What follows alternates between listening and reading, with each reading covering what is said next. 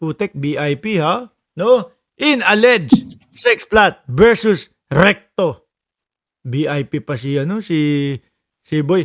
Ang dami ng pera nito. Bilyones ang pera nito eh. No? Oo nga, no? No, kaya yung mga naririnig natin na alok sa mga tanimpokpok, 5 milyon daw. Siguro parang gagawin ko ang lahat para hindi ako makulong. Gagawin ko ang lahat para hindi ako mapasok sa oblo.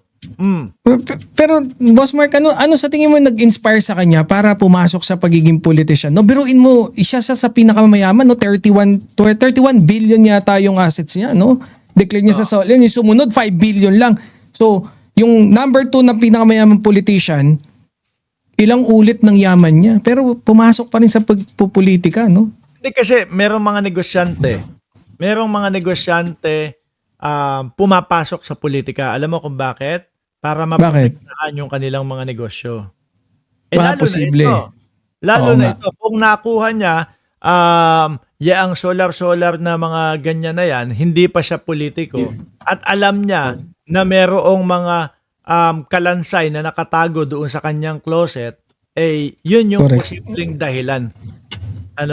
Kung bakit, para maprotektahan yung kanyang sarili. Tignan mo, ang ginagawa niya, simula ng umugong at simula ng marinig ng mga Pilipino, yung patungkol doon sa solar niya, nakisali siya doon sa mga Cabral Files, nakisali siya doon sa mga kung ano-anong mga issue para matakpan lang yung issue niya sa Department of Energy. Nagpaka-DDS dahil alam niya medyo mas malaki yung magiging fan base or kung yung support base niya pag sa DDS siya pumasok. Hindi. Oo, tama ka. Yan. Konti lang, maliit lang ang DDS o onti na lang sila eh. Sa DDS niya pinili kasi madaling lokohin. Madami uto-uto doon. Hindi kagaya dito sa atin, pagka yung mga supporter ni Pangulong Bongbong Marcos ang tinry ko na pakampihin sa akin, hindi uubra. Kasi mga nagsisiyasat ito eh. Mga inaalam nila talaga eh. Kaya doon ang pinili niyang landas. Madaling mga mauto. No?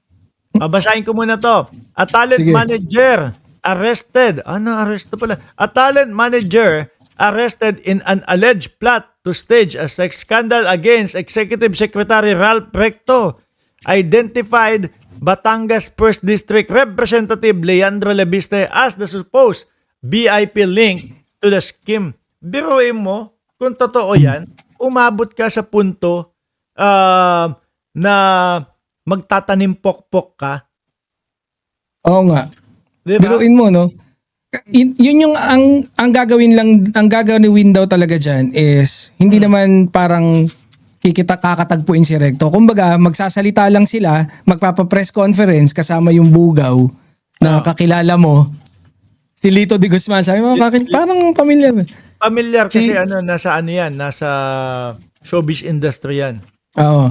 So, si Lito de Guzman, tapos parang sila yung mga magiging witness na talaga nga may nangyari, tapos may drogahan, parang ganun yung pagkakatanim. At dito, lumalabas sa report na to, na si Lebiste yung nagpadala ng 2-4 na abogado yata para ibigay yung script. Okay. Basahin ko pa. In an exclusive interview with RH Giselle Ricafort, the manager, who used the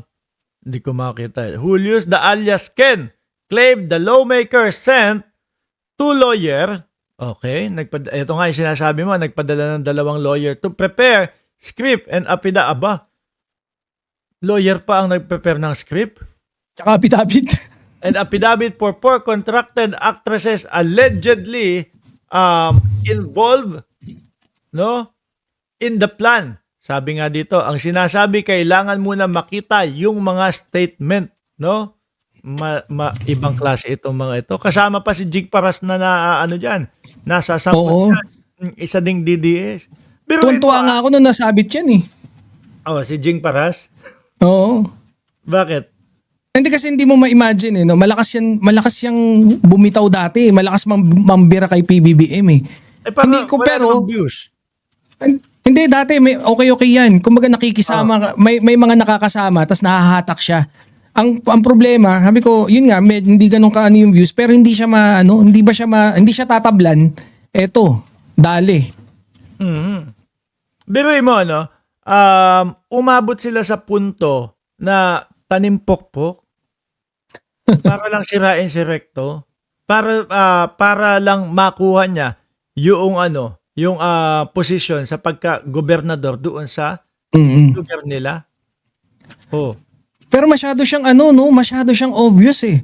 Masyadong garapal ba? Kasi 'di ba nagkaroon niya ng issue yung namimigay siya ng pera, 'di ba? Tapos sinisita niya bakit daw nagkakaroon ng bigay ng pera nung eleksyon. Bata pa kasi naman talaga, no? Oo, Bata pang mag-isip. Alam mo 'yon na hindi niya alam yung kanyang mga sinasabi, tapos ginawa pala niya o ginagawa pala niya. Baka kasi nung napasama kay Topacio, si Topacio. Si Topacio, nagtatanggol din yun eh. Pinagtanggol na yung isang congressman, di ba? Oo. Hindi, yun yung abogado ni Lebiste, si Topacio. Abogado din ni Buloyski, si Topacio. Oo. Isang ka pa. Alam mo, nakita mo yung mga kliyente? Si Tebes. Tebes, with due respect naman kay Tebes, hindi pa guilty, no? Oo. Pero yung mga kliyente ni Topacio, puro mga nagtago eh. Si Buloyski nagtago, si Topacio, si Tebes ang tagal nagtago. Si Alice nagtago din. May balita na si Leviste tsaka si parang wala na dito sa bansa. Si Leviste tsaka yung nanay niya.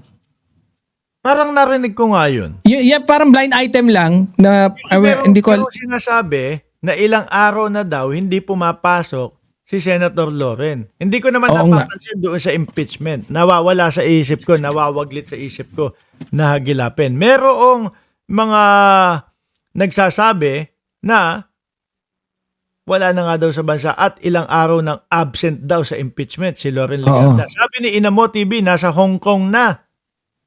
No? I-check natin yan. Siguraduhin natin. No? Kung totoo ba. At hahanapin ko mamaya kung nakaka-attend nga etong si Loren Legarda doon sa mga impeachment na Eto, babalik lang tayo mabilisan kay Kibuloy. No? Kasi nakita ko lang ito. Ang sabi dito, extradition request. Formal nang hiniling ng gobyerno ng Amerika. Nabasa ko na ba ito kanina? Ayan formal nang hiniling ng gobyerno ng Amerika ang extradition ni Pastor Apollo Kibuloy na nahaharap sa mga na mga kas. Ay, sorry, nawala ka. Nabasa mo na yan eh. Nabasa ko na ito. Ayan, sige. Ngayon, tumuloy tayo mga kababayan. Ibang klase itong mga DDS talaga.